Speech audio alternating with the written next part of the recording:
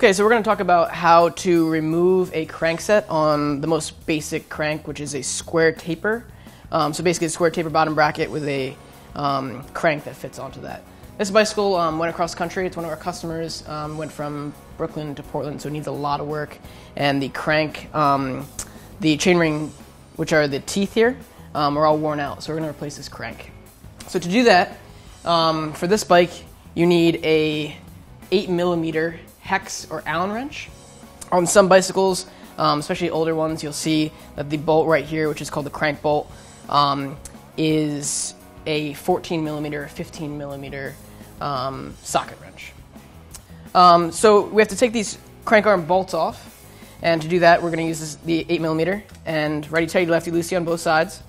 So they may be torqued down really hard, as you can see, especially with all those miles.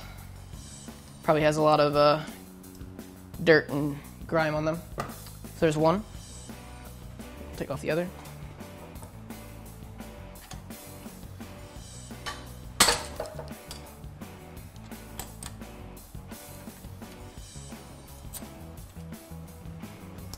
So after you have both crank bolts off, and make sure that there aren't any washers inside. Okay, so you're going to take your crank arm remover, and it could look like this, or it could look a little different. There's all different types. Make sure that it's for a square taper crank and bottom bracket. You're going to thread it on with your hands, just like you would with your pedals, to make sure that you're not cross-threading it. And thread it on as tight as you can possibly get it, and then use a wrench to make sure that it's nice and tight.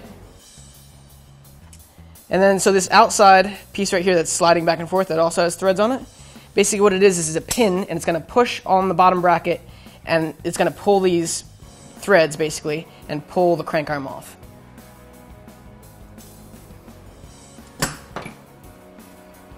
So while you're doing this, you should see the crank arm actually coming off. If you don't, and it's really, really tough, usually there's something wrong, like there's a washer inside, or you forgot to take off the bolt, or something like that.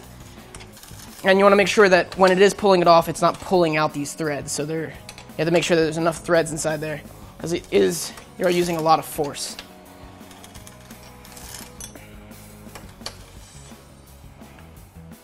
There you go, your crank arm is pulled off, and you can take a wrench, take off your tool, and start on the other side.